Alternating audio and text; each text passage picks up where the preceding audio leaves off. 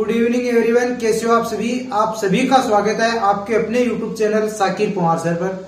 तो बच्चों, वीडियो के एग्जाम के लिए महामैराथन क्लासेस चल रही है, जिसके अंदर आज ये तीसरा दिन है।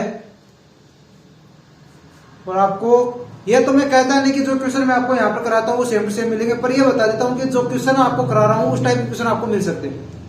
तो आपके तो बस तरीका फिट होना चाहिए, आपके लिए सूत्र फॉर्मूला रिपीट हो जाएगा आपके लिए, बस ये बहुत आप लोगों के लिए, क्योंकि मैथ के क्वेश्चनों का कोई एंड नहीं है। बहुत ज्यादा क्वेश्चन पर कई क्वेश्चन आपको हूबहू मिल जाएंगे, सेम टू सेम मिल जाएंगे आपको।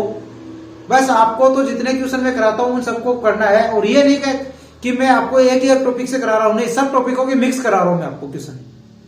और मेरी ये इच्छा है कि मैं आपको ज्यादा से ज्यादा टाइप के क्वेश्चन करा पाऊँ आपको यहाँ पर। तो आप एग्जाम जब दो तो आपको ये हो जाए कि मैंने इस टाइप का क्वेश्चन का रिवीजन किया। एक तरह से आपके लिए रिवीजन क्लासेस मान लो, चाहे इसे टेस्ट पेपर मान लो, चाहे कुछ भी मान लो, आप लोग आपको हर टाइप के क्वेश्चन यहाँ पर कराने की मैं कोशिश करता हूँ। चलो फिर आज की क्लास शुरू करते हैं। फर्स्ट क्वेश्चन क्या है वो पढ़िए। एक सब्जी विक्रेता 1 रुपए में 2 की दर से नींबू खरीदता है तथा 3 रुपए में 5 की दर से उन्हें बेचता है, उसका लाभ की प्रतिशत कितना है?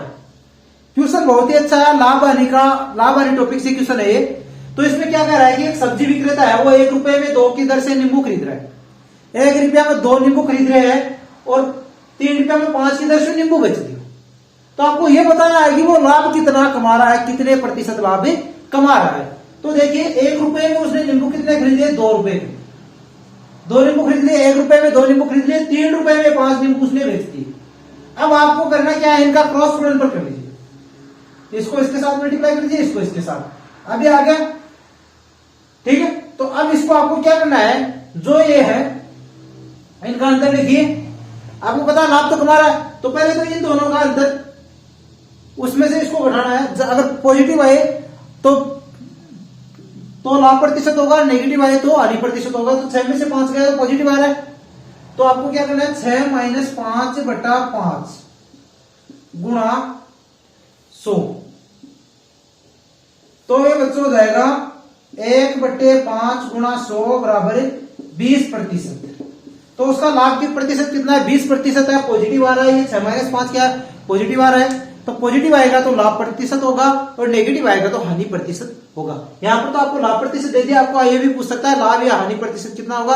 आंसर में आपको 20% लाभ भी दे देगा, 20% हानि भी दे देगा। आपको ये बताना होगा कि कौन सा हानि है कौन सा लाभ। तो पहले तो पूरी यह लिखना कि जितने में खरीद रहा है, नीचे जितने में बेच रहा है, फिर उनका क्रॉस गुणनफल कर लेना, फिर इसमें से ये दोनों का जो गुणनफल वो इसमें से घटाना, ठीक है। चलो फिर नेक्स्ट क्वेश्चन लिखिए। क्वेश्चन पढ़िए बच्चों। एक व्यक्ति एक मेज को 5% हानि पर बेचता है। यदि वह इसे 80 रुपए अधिक में बेचता तो उसे 5% लाभ होता। मेज का करीब मूल्य कितना है? तो देखिए बहुत ही आसान है तरीका इसका निकालने का। जो देखो 5% हानि पर वो बेच रहा है, 80 रुपए में ज्यादा में बेचता तो उसको 5% लाभ होता। मतलब 80 रुपए है वो कितने प्रतिशत के बराबर हो रहा है? 10%। 5% तो हानि हो रही है। मान लो ये उसका करीब मूल्य है, उससे 5% कम में बेच दिया तो उसको हानि होगी। 5% का लाभ हो रहा है और बीच में गैप कितना? 80 रुपए का है। 80 रुपए ज्यादा में बेचेगा तो उसे 5% लाभ हो जाएगा। मतलब कितना हो गया? 10% का अंतर हो गया ना। तो 10% किसके बराबर है? 80% के बराबर है। 10% किसके बराबर है? 80 रुपए के बराबर। 80% नहीं, 80 रुपए के बराबर है। तो आपको क्या निकालना है? उसका करीब मूल्य निकालना है। तो करीब मूल्य निकालने के लिए बहुत ही आसान है निकालना। तो क्या करना होगा आपको? छोटा सा काम है, 100/10 गुणा 80, ये हो गया 800। 800 रुपए इसका करीब मूल्य हो गया। बहुत ही आसान है, कुछ हार्ड नहीं है। देखो आप लोग छोटे छोटे क्वेश्चन आपको कराऊंगा, ज्यादा बड़े क्वेश्चन है नहीं। सब क्वेश्चन आपके एग्जाम में यह नहीं होगा कि आपके सब क्वेश्चन हार्ड आएंगे, नहीं। कई क्वेश्चन तो आपके ऐसे आएंगे कि आप उनको समझने में आपको बिल्कुल भी टाइम नहीं लगेगा। एकदम आसानी से आप उनको सोल्व कर पाओगे, बगैर पेन चलाए कर पाओगे। हर एग्जाम में आपको एक दो क्वेश्चन ऐसा मिलता है जिसमें आपको पेन चलाने की जरूरत भी नहीं पड़ती। बहुत आसान क्वेश्चन भी पूछे जाते हैं, तो कुछ हार्ड भी पूछे जाते हैं, पर ज्यादातर क्वेश्चन पूछे जाते हैं वो पूछे जाते हैं मीडियम टाइप के, ठीक है बच्चों। चलो फिर नेक्स्ट क्वेश्चन कीजिए। क्वेश्चन पढ़िए बच्चों। किसी वस्तु को 900 रुपए में बेचने पर प्राप्त लाभ उस वस्तु को 600 रुपए में बेचने पर हुई हानि का दोगुना है। इस वस्तु का करीब मूल्य कितना है? एक दुकानदार है, किसी वस्तु को बेच रहा है, अगर वो उस वस्तु को 900 रुपए बेचेगा तो उसे जो लाभ होगा ना, वो उसे उस वस्तु को 600 रुपए में बेचने पर हुई का दुगुना है। तो इस वस्तु का करीब मूल्य आपको बताना है। तो देखिए, मान लिया आप लोगों ने हानि मान लिया X रुपए की हानि हो रही है, तो दुगुना उसको लाभ हो रहा है 900 रुपए में बेचने पर, तो 2x। और ये किसके बराबर हो जाएगा? 900 माइनस 600 होगा ना। तो अब ये कितना हो जाएगा? 3x बराबर हो जाएगा बच्चों। 3x बराबर कितना हो जाएगा? 3x बराबर हो जाएगा यहां पर 300। x बराबर हो जाएगा 100। तो हानि तो उसे कितने रुपए की हो रही है? 100 रुपए की हानि हो रही है। तो करिए मूल्य, अगर हानि 100 रुपए की हो रही है, विक्रय मूल्य 600 रुपए है, तो करिए मूल्य कितना हो जाएगा? 600 प्लस 100 बराबर 700। हानि 100 रुपए की हो रही है, और हानि से दुगुना लाभ हो रहा है। लाभ कितना हो रहा है? 100 रुपए की हानि है, तो लाभ कितना होगा? 200 रुपए का होगा। तो 700 प्लस 200 900 हो गया। हो गया। क्वेश्चन बहुत ही आसान है, बस आपको थोड़ा सा दिमाग लगाना होगा, ज्यादा आपको कुछ नहीं करना होगा। ठीक है, नेक्स्ट क्वेश्चन लिखिए। नेक्स्ट क्वेश्चन पढ़िए बच्चों। सीमा ने एक मोबाइल फोन 25% हानि से 1950 रुपए में बेच दिया। 30% लाभ कमाने हेतु उसे यह मोबाइल फोन कितने रुपए में बेचना चाहिए? हानि पर बेच रही है, लाभ कमाना चाहती है, तो कितने रुपए में वो फोन बेचे, ये आपको निकालना है। तो पहले आपको क्या करना है, जितने में लास्ट में जो बेचना चाहती है वो देख लीजिए। आप कितने में बेचना चाहती है? 30% हानि पर बेचना चाहती है, 30% लाभ पर बेचना चाहती है। 25% हानि पर तो बेच दिया 1950 रुपए में, पर वो बेचना कितने में चाहती है? 30% लाभ कमाना चाहती है उस फोन पर। तो वो कितने रुपए में उस फोन को बेचे, ये आपको निकालना है। तो 100 प्लस 30 130 हो गया, और 100 माइनस 25 कितना हो गया? 75 हो गया। फिर इसको गुणा कीजिए कितने से? 1950 से, जो पहले वाला जो विक्रय मूल्य है उससे। नया विक्रय मूल्य निकालने के लिए बहुत ही आसान तरीका है ये। आपको करना कुछ भी नहीं। पहले आप लोग क्या करोगे, अगर ये फॉर्मूला नहीं करोगे तो आपको देखो लास्ट में आना, तो काम तो ये करना होगा आपको। पहले आप लोग क्या करोगे, यहां से नहीं चलोगे तो आप क्या करोगे, पहले तो आप लोग जाओगे, ये विक्रय मूल्य है, इससे इसका क्रय मूल्य निकालोगे, फिर क्रय मूल्य से नया विक्रय मूल्य निकालोगे। इतना लफड़ा करने की जरूरत ही नहीं है, दो बार कैलकुलेट करने की जरूरत नहीं है, एक बार में हो जाएगा काम, पूरा का पूरा काम हो जाएगा। ठीक है, तो अब इसे 5 से काट दीजिए, इसको 5 से काट दिया 26 आ गया, इसको 5 से काटा कितना आ गया? 15 आ गया। 15 को इससे काटिए कितना आ जाएगा? 1 और 15 दिए 45, 130। तो 26 इंटू 130, तो 26 को 130 से मल्टीप्लाई कीजिए। 26 इंटू 13 कर दीजिए पहले तो। 26 इंटू 13 तो लिखिए 78 हो गया, ये 26 हो गया, 8 3 338, और फिर 10 ये आता था, ये आ गया 3380 रुपए। नया विक्रय मूल्य कितना आएगा बच्चों? नया विक्रय मूल्य आएगा 3380 रुपए। 3380 रुपए। नेक्स्ट क्वेश्चन लिखिए। क्वेश्चन पढ़िए बच्चों। एक ट्रांजिस्टर के अंकित मूल्य से 32 रुपए कम कर देने के बाद भी दुकानदार को 15% लाभ होता है। यदि इसका विक्रय मूल्य 320 रुपए हो तो अंकित मूल्य पर इसे बेचने से कितने प्रतिशत लाभ होगा? क्वेश्चन बहुत ही अच्छा है, और अच्छा होने के साथ साथ ये क्वेश्चन बहुत ही सरल भी है। क्वेश्चन आप लोगों को ये दिखेगा कि आप लोगों को टाइम लगेगा, बिल्कुल भी टाइम लगेगा नहीं लगेगा इस क्वेश्चन को। अगर आपने ध्यान से पढ़ा है तो इस क्वेश्चन में आपको बिल्कुल भी टाइम नहीं लगेगा। क्वेश्चन को एक बार पढ़ लीजिए ध्यान से। ट्रांजिस्टर का जो अंकित मूल्य है उसमें से अगर 32 रुपए कम कर दिया ना, उसके बावजूद भी उसको कितना प्रतिशत लाभ हो रहा है? 15% लाभ हो रहा है। तो ये कह रहा है कि अगर वह इसे अंकित मूल्य में बेचता तो उसे कितने प्रतिशत लाभ होता है? उसका क्रय मूल्य आपको 320 रुपए दे दिया। अब वो कितने रुपए कम कर रहा है? 32 रुपए कम कर रहा है। तो 32 रुपए 320 के कितने प्रतिशत है? 10% है। 32 रुपया 320 का कितना प्रतिशत है? 10% है। तो हो गया 10% रेट ये होगी। अब 10% तो ये, अगर वो 32 रुपए और ज्यादा लेगा तो उसको 10% लाभ और होगा। ऑलरेडी उसको कितना लाभ हो रहा है? 15% हो रहा है। तो 15 प्लस 10 से बराबर कितना हो जाएगा? 25% लाभ हो जाएगा। देखो बिल्कुल भी हार्ड क्वेश्चन नहीं है, इसमें आपको करना क्या है, जो जितने रुपए में वो कम बेच रहा है, ये कहते हैं कि उसको वास्तविक रेट में बेचे, उसको लाभ प्रतिशत आपको दे दिया। इसका कितना लाभ प्रतिशत है आपको ऑलरेडी दे रखा है, कितने रुपए कम में बेचेगा तो इतना 15% लाभ होगा। तो इतने 32 रुपए और ले, अगर वो 15% लाभ तो हो रहा है, 32 रुपए और ज्यादा ले, अंकित मूल्य में बेचे, वो 32 रुपए की छूट नहीं दे, तो आपको यह बताना है कि उसका विक्रय मूल्य जो कितने प्रतिशत उसको लाभ होगा। ये आपको बताना है। तो उसके लिए बहुत ही आसान है, तो 32 रुपए है वो 320 का कितना प्रतिशत है ये प्रतिशत निकालो, कि बाद में भी आपको वही काम करना होगा।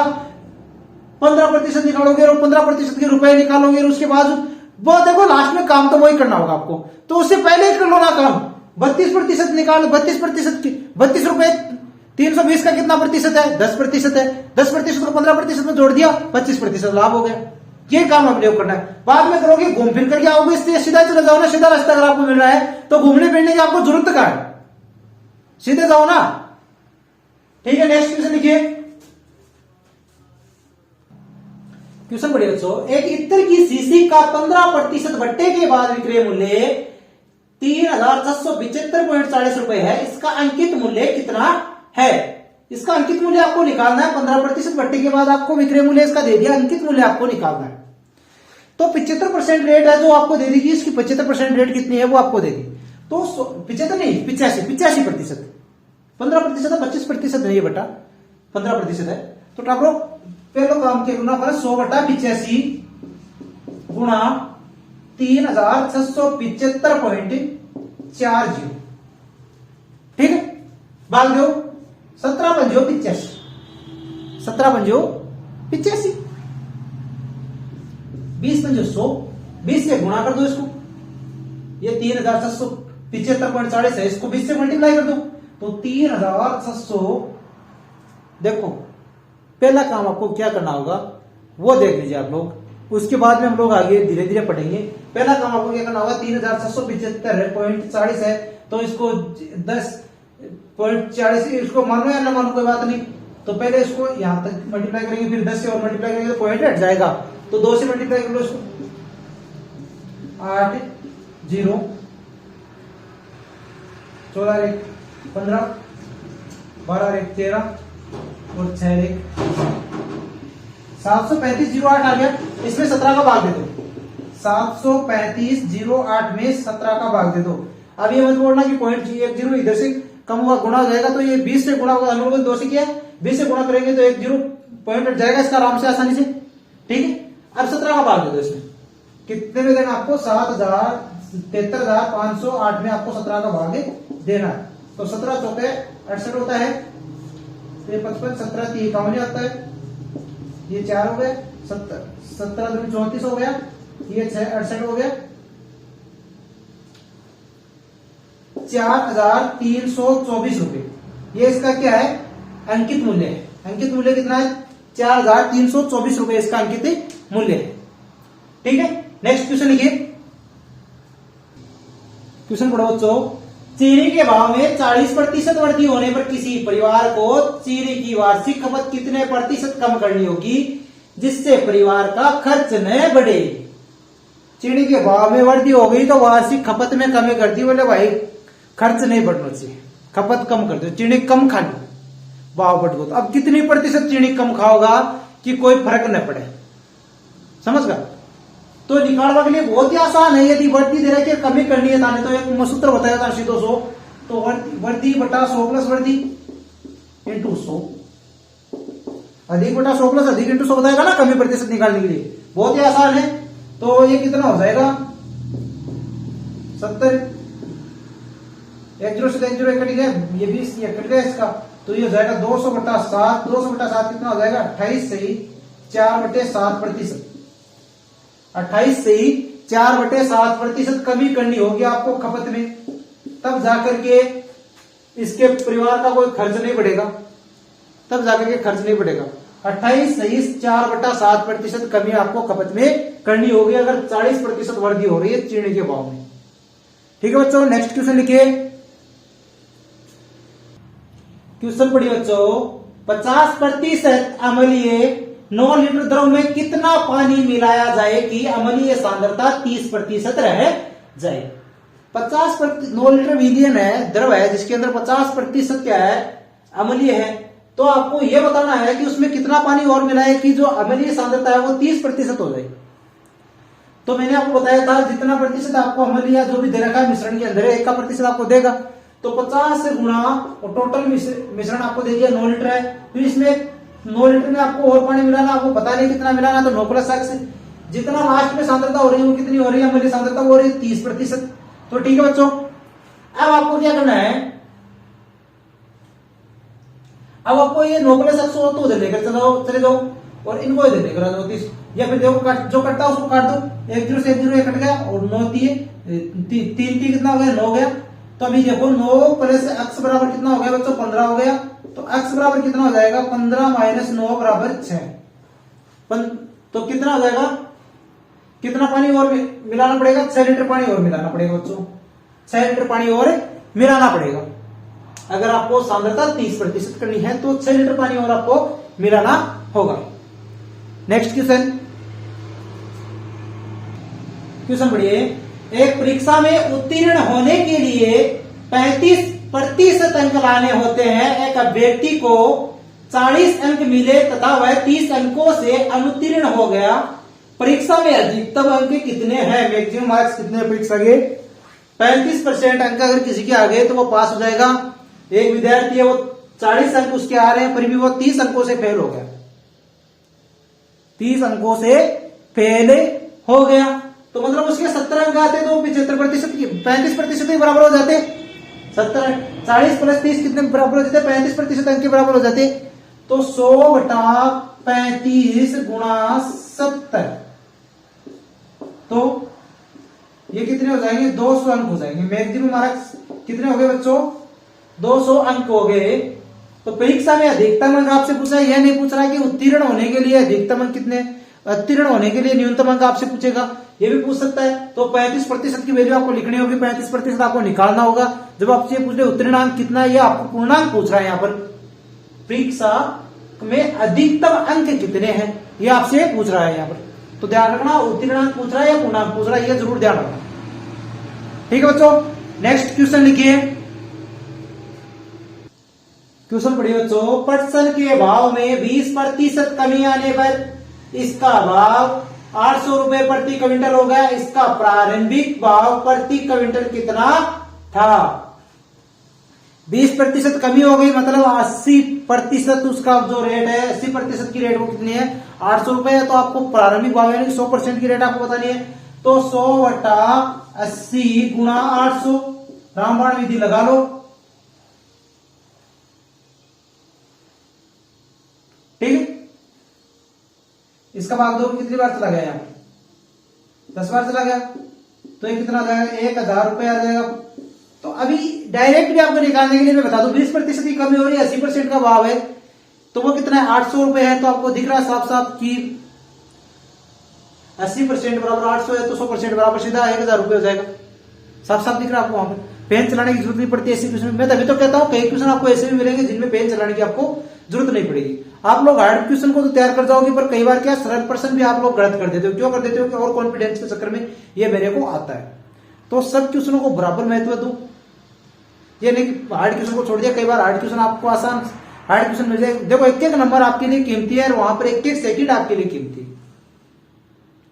वीडियो की तैयारी करो, वीडियो के लिए एक स्पेशल विशेष नोटिस आपके लिए आ गया, वो पहले से ही आ गया, अभी 2-3 दिन हो गए उसको आए कि जो आपकी नेगेटिव मार्किंग नहीं होगी तो सब क्वेश्चन आपको करने हैं। कोई भी क्वेश्चन आपको नहीं छोड़ना है। जितने भी क्वेश्चन आपके एग्जाम में आते हैं सब क्वेश्चन आपको अटेंड करने, सब सब्जेक्ट के किसी भी प्रश्न को मत छोड़ना क्योंकि नेगेटिव मार्किंग नहीं है। तो पहले तो सही प्रश्न जितने आपसे हो रहे हैं वो सही कर लो, फिर उसके बाद तुक्का बाद में लगा देना। शुरू से तुक्का मत लगाना, पहले जितने प्रश्न सही हो उतने सही कर देना, बस लास्ट में 5-10 मिनट बचे तब तुक्का लगा देना। ठीक है, नेक्स्ट क्वेश्चन पढ़िए बच्चों। 2 क्विंटल 2.5 किलोग्राम का कितने प्रतिशत है? अब ये क्वेश्चन आप लोगों को दिखने में सरल दिख रहा है भी सरल क्वेश्चन, पर कई बार क्या होता है कई बच्चे सरल के चक्कर में क्वेश्चन को गलत कर देते हैं। वो कैसे कर देते हैं, वो ये सोचते हैं कि यार 2.5 किलोग्राम 2 क्विंटल का कितने प्रतिशत है, ये पूछ रहा है। पूछ क्या रहा आपसे, 2 क्विंटल 2.5 किलोग्राम का कितने प्रतिशत है, ये पूछ रहा है ना आपको। तो किसका प्रतिशत निकालना आपका, किसके सापेक्ष निकालना है, 2 क्विंटल का निकालना है, 2.5 किलोग्राम के सापेक्ष निकालना है। तो 2 क्विंटल 1 क्विंटल में कितने किलोग्राम होता है, 100 किलोग्राम होता है। तो बट्टे में क्या होगा, 2.5 हो जाएगा। 2.5 है, इसका पॉइंट हटाने के लिए आप इसको 10 से मल्टीप्लाई नीचे कर दो, 10 से ऊपर कर दो और गुणा इस पूरे को 100 से करना आपको। तो 10 से मल्टीप्लाई कर दिया तो पॉइंट हट गया, नीचे मल्टीप्लाई करने की आपको जरूरत नहीं, 2.5 × 10 करेंगे तो पॉइंट हटा दिया तो 10 से मल्टीप्लाई हो गया डायरेक्ट अपने आप, ऊपर 10 से मल्टीप्लाई कर दिया। अब आपको क्या करना है, 25 × 100 हो गया। ये कितना हो गया आपके पास 8, और 8 इंटू 10 कितना हो गया 80, 80 इंटू 100 कितना हो गया 8000%। बोले ये भी कोई आएगा रहा बोले 8000% होगा भाई, 200%, 300% कत्तो भी होगा, दुगुणो मतलब कत्तो है 200% है, तिगुणो मतलब 300% है, इस हिसाब से 8000% है। 2 क्विंटल को निकालना है कि का सापेक्ष निकालना, 2.5 किलोग्राम का सापेक्ष परसेंट निकालना है। ध्यान रखियो पर्सन के हिसाब से पूछा है कि उनको किस का सापेक्ष पूछा है, ध्यान रखियो। छोटी सी गलती कर बेटा का पूरा को पूरा कर, पर्सन गलत कर बेटा, माता पची करनी को नहीं, एकदम सरल सरल क्वेश्चन है, ज्यादा हार्ड क्वेश्चन आओला को नहीं एग्जाम में। कोई बाई चांस एक तो क्वेश्चन आओगे जी कि कैलकुलेट ज्यादा होगी, ज्यादा लंबी हो सकती, कोई ज्यादा लंबी भी कोई होगी, फिर भी कोई न पटेड़ा होगा भी के लिए, तो देखो कैलकुलेट लंबी जानी है, और जो पढ़ देखो पहली भी के लिए लंबी कौन सा होगी। तो रिवीजन पूरा करा रहे हैं तो पूरा को पूरा अटेंड करो, पूरी क्लास अटेंड करो, जितना क्वेश्चन उसका बता अटेंड करो, ठीक है। चलो फिर नेक्स्ट क्वेश्चन पढ़ो। यदि ए की आय का 5% बराबर बी की आय का 15%, बी की आय का 15% है ये, तथा बी की आय का 10% बराबर सी की आय का 20% हो, तथा बी की आय 8000 रुपए हो, तो तीनों की कुल आय कितनी है। क्वेश्चन बहुत ही अच्छा है, बहुत ही सरल क्वेश्चन है।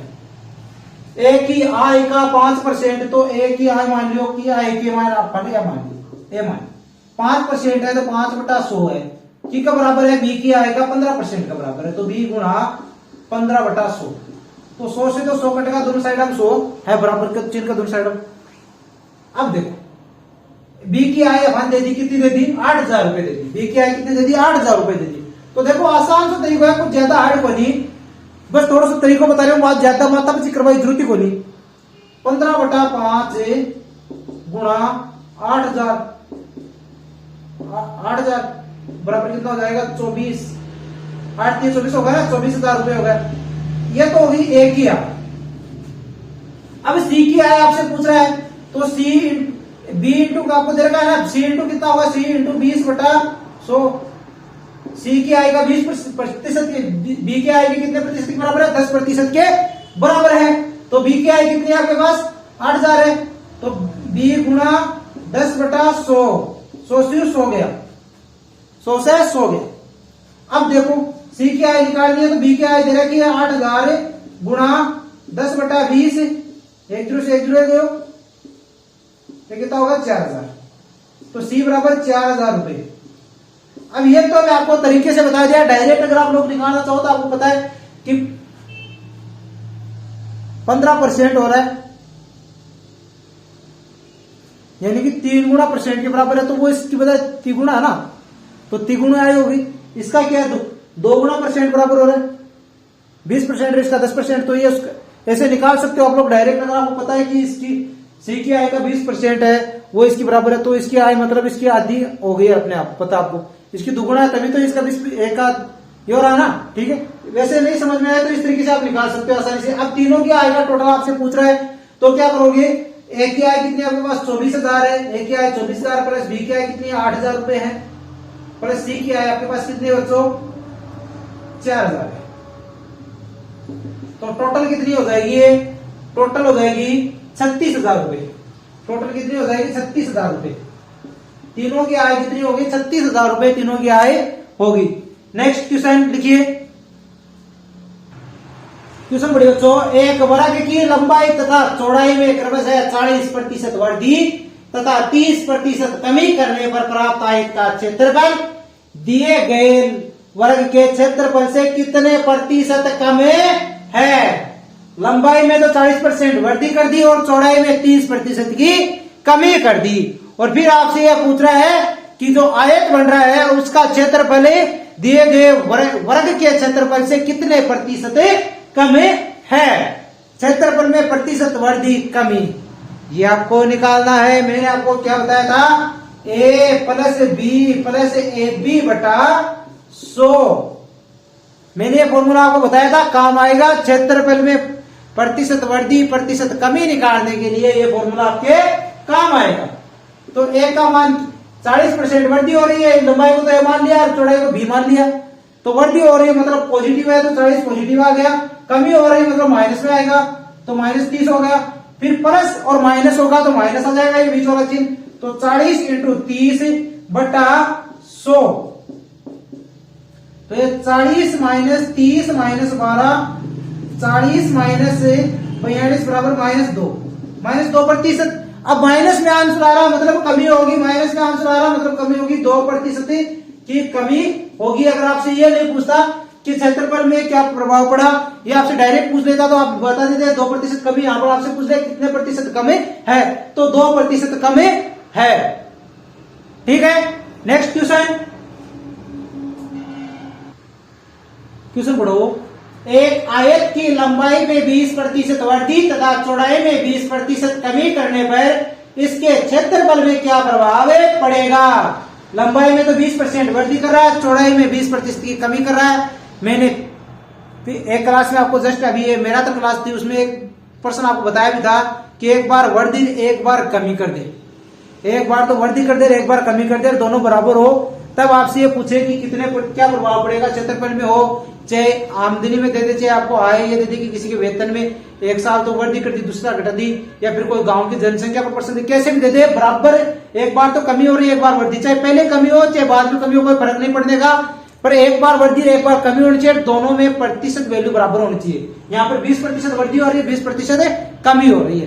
तो इस टाइप का क्वेश्चन अगर आपको मिल जाए तब आपको क्या करना है, जितने प्रतिशत आपको दे रखा है उसके बट्टे में 10 लिख देना और पूरे का स्क्वायर कर देना। तो 20/10 कितना हो गया, 2 हो गया, 2 का स्क्वायर कितना हो जाएगा 4%। और ये हमेशा क्या होगी, कमी होगी। चाहे किसी की आमदनी में पूछ ले कि एक साल में उसकी आमदनी 10% बढ़ी, दूसरे साल 10% कम होगी, या फिर कोई एक प्रश्न पूछ ले कि आपको एक गांव की जनसंख्या पहले साल 30% बढ़ी, दूसरे साल 30% कम होगी, तो आपको इस टाइप किसी भी तरह की आपको पूछ ले कितने प्रतिशत कमी हुई है, फिर आपको जनसंख्या देकर किसी भी टाइप से आपको क्वेश्चन पूछे, आप आसानी से टोटल वृद्धि या कमी निकाल सकते हो। वृद्धि तो होगी नहीं, इसमें 100% कमी होगी। वो कितनी होगी, जितने आपको कमी या वृद्धि दे रखी है उसके अपोन में 10 लिख करके पूरे को स्क्वायर कर दो। ठीक है बच्चों, नेक्स्ट लिखिए क्वेश्चन। बढ़िया क्वेश्चन, बहुत ही आसान है, बहुत ही सरल क्वेश्चन है। अक्सर एग्जाम में इस टाइप का क्वेश्चन आपसे पूछा जाता है इकाई के अंक पर। तो 476 × 198 × 359 × 242 में इकाई अंक क्या होगा। इकाई अंक आपको निकालना है, तो आपको ज्यादा लफड़ा कुछ भी नहीं करना, पूरी संख्या को भूल जाओ। जो इकाई अंक है वो लिख लीजिए 6 × 8 × 9 × 2। अब एक बात और ध्यान में रखना, बीच में जो चिन्ह है उसका भी ध्यान रखना। तो 8 6 48 हो गया ना, 48 को 9 से करोगे तो इसमें इकाई अंक 48 में इकाई अंक क्या आ गया 8, 8 को 9 से मल्टीप्लाई करोगे 9 × 72 हो गया, और 72 में इकाई अंक क्या आ गया 2 आ गया, तो 2 को 2 से मल्टीप्लाई करोगे तो कितना आ जाएगा 2 दूनी 4। तो इकाई अंक कितना आ जाएगा बच्चों 4 आ जाएगा। एक एक से करते जाना, पूरी संख्या को भूल जाना, सिर्फ इकाई अंक ध्यान में रखना, फिर आगे गुणे करते जाना इकाई अंक को सिर्फ। ठीक है, आसान है, बहुत ही आसान है, कुछ भी हार्ड नहीं है। प्रैक्टिस देखो आपको करनी होगी। मैथ की क्वेश्चन तो जब तक खुद नहीं करोगे तब तक आपके समझ में नहीं आएगा। कितना ही रट लो भूल जाओगे लास्ट में। 10% रटे, 1% में मुश्किल से 1 या 2% याद रहेगा, बाकी भूल गए। इससे अच्छा तो उनका प्रैक्टिस खुद करो ना, खुद सोल्व करो ना, रफ रजिस्टर लेकर। नेक्स्ट क्वेश्चन लिखिए। क्वेश्चन देखिए आपको क्या 36 का स्क्वायर। अगर स्क्वायर पर अगर आपको किसी भी ग्राम सेवक की बात नहीं करा, किसी भी एग्जाम में अगर आपको स्क्वायर पर अगर प्रश्न पूछता है तब आपको देखो बहुत ही आसान तरीका है स्क्वायर निकालने का। जो आपको 1 से लेकर के 99 तक की संख्या होगा, अगर आप 100 का तो आपको पता ही है, तो 1 से लेकर के 99 100 तक की संख्या होगा, अगर आपको कहीं पर भी स्क्वायर पूछे तो आप इस तरीके से निकाल सकते हो आसानी से। 1 से लेकर के 9 तक का आपको स्क्वायर पता होना चाहिए, वो नहीं पता है तो आपको नहीं आएगा निकालना, और साथ में आपको जोड़ बाकी गुणा भाग भी आपको आना चाहिए।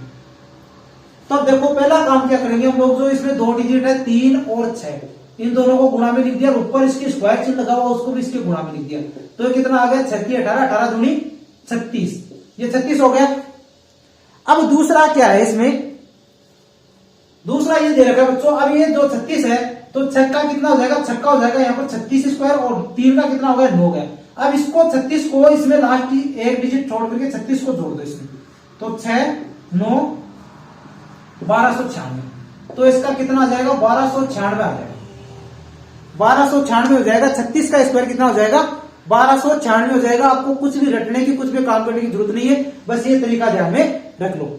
नेक्स्ट क्वेश्चन लिखिए। क्वेश्चन पढ़िए बच्चों।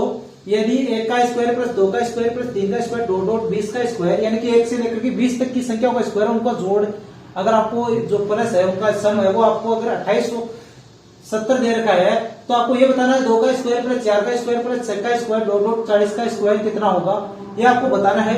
तो अब देखिए इसमें और इसमें क्या फर्क आ जाएगा वो देखना, आपके समझ में आ जाएगा आसानी से। इस संख्या को आप इस तरीके से लिख सकते हो 2 का स्क्वायर इंटू 1 का स्क्वायर प्लस 2 का स्क्वायर, यानी कि 2 इंटू 2 लिख सकते हो ना, तो 2 का स्क्वायर इंटू 2 का स्क्वायर लिख सकते हो इसको आराम से। इसको क्या लिख सकते हो 2 का स्क्वायर इंटू 3 का स्क्वायर, इसको लिख सकते हो आप 2 का स्क्वायर इंटू 20 का स्क्वायर, ये लिख सकते हो आराम से।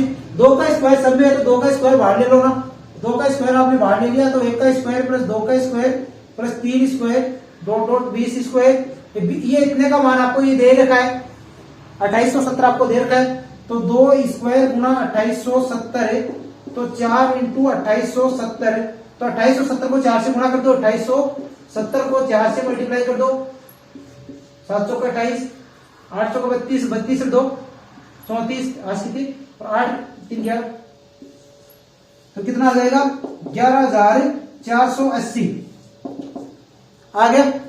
बहुत ही आसान है। अगर आपको आज की क्लास पसंद आई है तो वीडियो को लाइक कर दो, चैनल को सब्सक्राइब नहीं किया तो चैनल को सब्सक्राइब करके बेल आइकन दबा दो, जिससे क्या जो नई क्लास होगी आपको नोटिफिकेशन मिल जाएगा। अब जो नेक्स्ट क्लास होगी उसमें आज तो क्या अभी तो क्या है कि मैं आपको 2-3 टॉपिक का एक साथ में करा रहा था, अब नेक्स्ट होगा उसमें सब क्वेश्चन होंगे, एक किसी टॉपिक से एक किसी टॉपिक से, 2-3 जो भी क्लास होगी सब में आपको इसी तरीके से कराऊंगा। टाइमिंग अपना वही रहेगा हमेशा शाम को 7 बजे। लाइक कर दो, सब्सक्राइब कर दो और शेयर कर दो अपने दोस्तों के साथ। मिलते हैं फिर कल, तब तक के लिए जय हिंद जय भारत।